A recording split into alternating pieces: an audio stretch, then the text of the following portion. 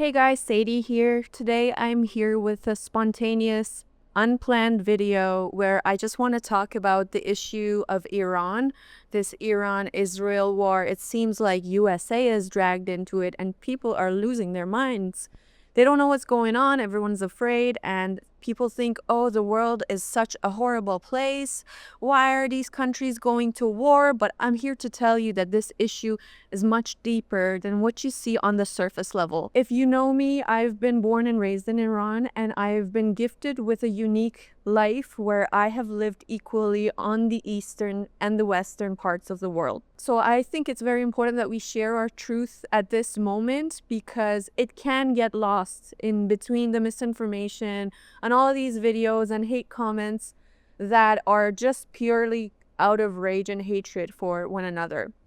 I want us to come back and ground ourselves and look at the different points of views. Truth is not one-sided, guys. If we have learned anything from the recent events in the world is that people have different points of opinions, and that is okay. But what we have to do is consider all opinions and come up with the best solution. So right now, Israel is dropping bombs on Iran, and it's worth noting that Iran has struck Israel back. But I want to say that the casualties of Israel hitting Iran has been so minimal. It is not even considerable compared to what the Iranian government itself does to its own innocent civilians on a daily basis. So the Islamic extremist regime of Iran has been in power for almost 50 years now. And how did they get to power? In 1979, a group of Muslim extremists hijacked a revolution. Okay, so it's a long story. I'm going to make it short for you. They hijacked a revolution. People wanted change, but these guys, with the help of Western countries, worth noting again, these mullahs came into power. And then they started torturing people, basically. They turned women into second-class citizens. I lived in Iran until I was 25. I was a second-class citizen. It was like I was non-existent. There are absolutely no child protection or animal protection laws in Iran. God knows how many times I've cried for the animals being tortured in Iran because there are no laws protecting it. What I'm trying to get is that the regime that is in Iran does not respect human life, does not care about humanity. So if you leave the Iranian government with its own people, there's going to be way more casualties, as we have seen. You see, Iran is under sanctions, it's cut off from the world, so a lot of people don't really know what people are going through there. I've asked myself, I've prayed to God, I was like, why did I have to go back to Iran and see all of that suffering? I obviously have a lot of PTSD from the times that I've been there, but I know that this is why, this is the moment for me to speak my truth and show you what I've seen and what I've experienced. From what I've seen, the Israeli strikes have been very straight to the point to hit their targets, which were not civilians. They wanted to target either military nuclear facilities or those specific commanders in charge. Now, I want to tell you, these commanders, they are the most brutal people that the earth has seen. These people have no mercy on their own people, on their own children. They have this ideology, whatever it is, a lot of them are in it just for the money. Because remember, the Iranian government does not have a single competent person anymore. It's full of thugs. Everyone's just after the money, and they are willing to elongate the life of this regime for however long that they can so that they can exploit the country more and get more money and resources for themselves. So they will have no shame striking back, killing their own people, and even arresting people. They're arresting political people at this time, a time of war, and they're doing some rapid executions. So while a lot of people, keyboard warriors, are sitting on the internet saying Iran has a right to defend itself, I'm telling you, Iran is a murder machine. And as Israel is sending its missiles to Iran, Iran itself is executing people, is killing, is arresting. Iran has shut off the internet to its own people during war. Who does that? And they've put out checkpoints. This is verified information. They've put out security checkpoints where they confiscate people's phones during war, and they go through their Instagrams and their WhatsApps to see what side they're on. And if you have a hint of being against the regime, you're instantly arrested and who knows, maybe executed. So I want to say, if there's one more day that the Islamic Republic of Iran still exists, there's a lot more casualties than what you're seeing on the surface level with these Israeli missiles. You guys, it's not just about the political prisoners and the executions. There's many, many deaths happening behind closed doors because the laws of the country are supposed to protect people. Think about all the women who are being beaten, tortured in their homes, the domestic violence. Because I told you, women are considered second-class citizens. If they go to their police and say, hey, my husband's hitting me, for example, they won't arrest the husband.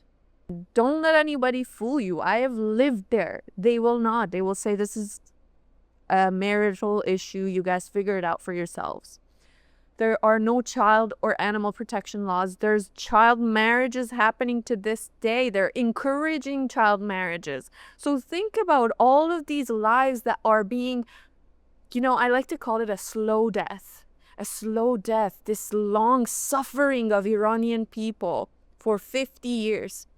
I was born in it, so I didn't see a day of freedom in my country, and it breaks my heart now to see that these people who want to call them Democrats, liberals, probably out of the goodness of their hearts, they want to side with Iran and say, hey, Israel is bad.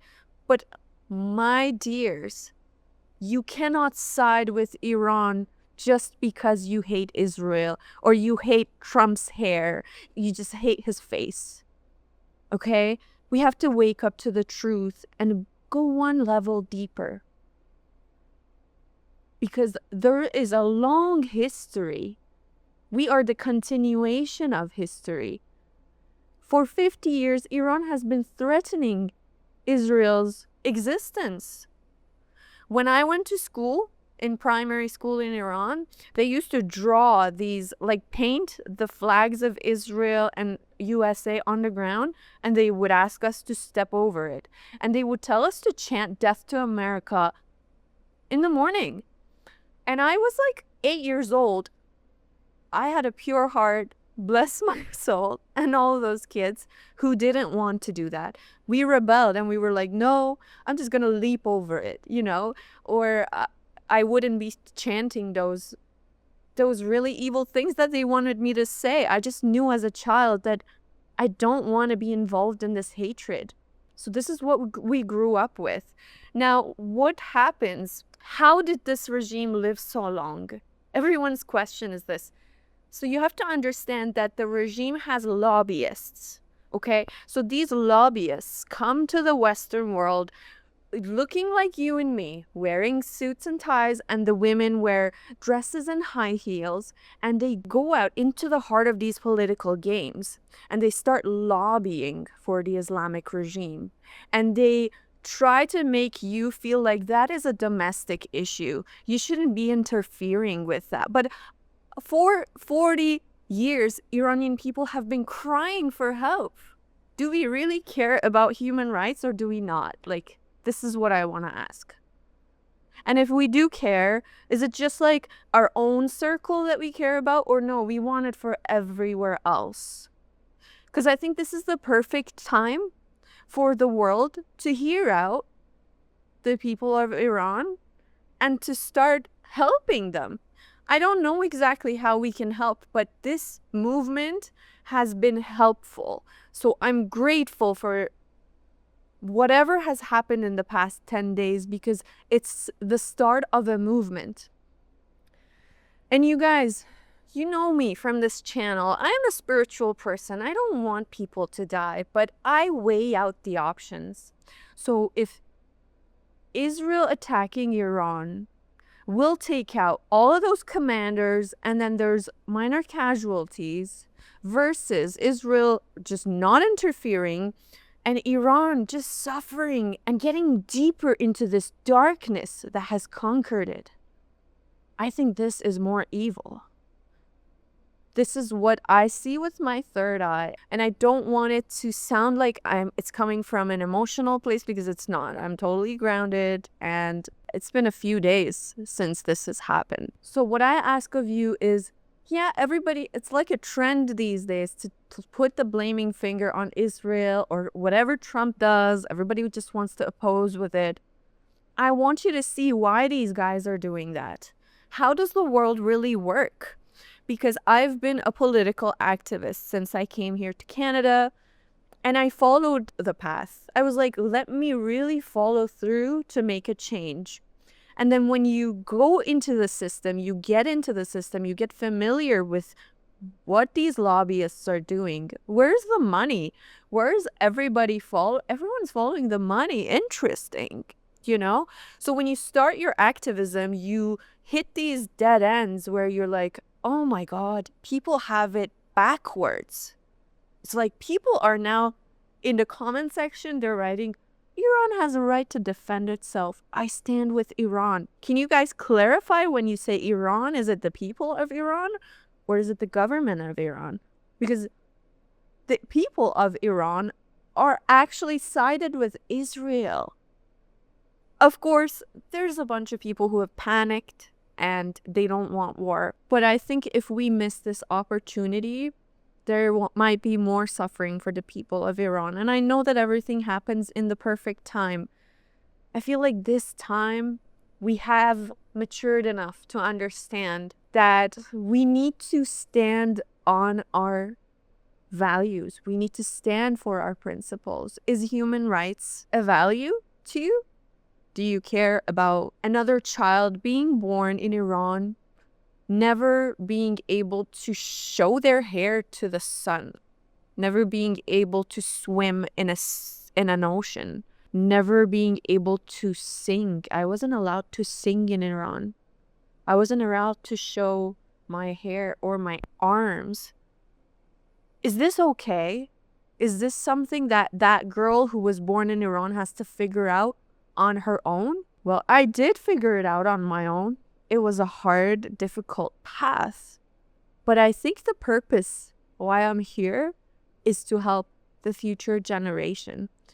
And this is the first step. The first step is just telling you the truth as it is. And look, I know it triggers a lot of people because nobody wants to hear that Israel is doing a good thing. But I had respect for these guys because they were targeting specific places, like a specific unit in a specific building. Maybe I'll show you the pictures here. And the second floor beneath it is completely okay. I think they had a lot of integrity in this so-called attack, whereas our own government, the Iranian government, had zero integrity, struck back and killed a bunch of civilians in Israel, and then started killing its own people rapidly and started arresting them. You tell me, what are we supposed to do in this situation? So I come back to my soul and what I believe to be my principles and values in life, which is we're not free until everybody's free. And I like to live my life in a way that if I was born anywhere else, I would benefit from the actions of this person. So I keep putting myself in different people's shoes. I think this is the only way we can come to world peace, is we have to keep putting ourselves in different people's shoes. And if there is a bully, if there is an institution that wants to terrorize and wants to bully the rest of the world, or even if they want to bully just the women of Middle East, do you guys not care? Like, who do we have to get help from? good news is that this time around, there is a guy who is the son of the king, the last king in Iran before the revolution. Okay. Now, I'm not going to talk about his dad. He's dead, and I don't want to go back in history. This guy actually seems like a really cool, enlightened, open-minded person. And he just wants to help Iran transition to democracy. A lot of Iranians are very sensitive on the topic of monarchy because they're like, oh, monarchy is so outdated, and I agree with you. However, this man is trusted by a lot of Iranians and a lot of other Iranians, as I said. They are very skeptical of him. But if you follow through on what he says, it seems like he has a plan, and he has the international relationships and the power to be able to bring change into Iran. His name is Reza Pahlavi, and I'm hoping that he can be a point of union for Iranians and the world so that we can see a ray of light in the Middle East, some human rights, and we can build up Iran again in an instant. Like all of the buildings that have been torn down, they can be funded with a GoFundMe link around the world. We have to think deeper than that. We have to see ourselves as one. You guys, this whole immigration thing that has taught me that if I was born anywhere else, I would have been a totally different person. What does that tell you? It shows you that the nature of human being is the same. It's pure like water. So it's the circumstances and the situations that make us so differently. This is a great first step. I support Reza Pahlavi. I hope that he can manage this well. So far, he's been doing amazing. This guy is amazing. And I hope to see that, non-Iranians start to analyze the situation with more compassion for the people in Iran and not just getting some satisfaction out of hating their opposition in the USA, for example. Do you follow what I'm saying? I hope so. So I'm going to keep it short for now. Please let me know if you have any questions about this. I would love to clarify things. There's a lot of things I can say, but this is it in a nutshell. And you guys tell me what would you have done if you lived in Iran? If you were me, if you were born on both sides and you were like, this is so painful. I can't tolerate seeing my people in pain anymore. And I'm not even going to talk about the fact that I had to run away and be a diaspora for the rest of my life. And I can't go back ever because I'm talking these things on YouTube. I'll be arrested and killed if I ever go back. Is that okay? No, it breaks my heart. That's where my roots are. But I don't believe in patriotism. It's been a long time since I've given up on the idea of patriotism. I see us all as one whole humanity. I don't believe in a world with borders. However, I respect the way that our ancestors have brought us to this point. Maybe we needed those old systems in order to get where we are. But now we're in a time when we can be innovative. We can go even beyond this and really hold each other's hands as one humanity. Thank you guys for listening and have a blessed day.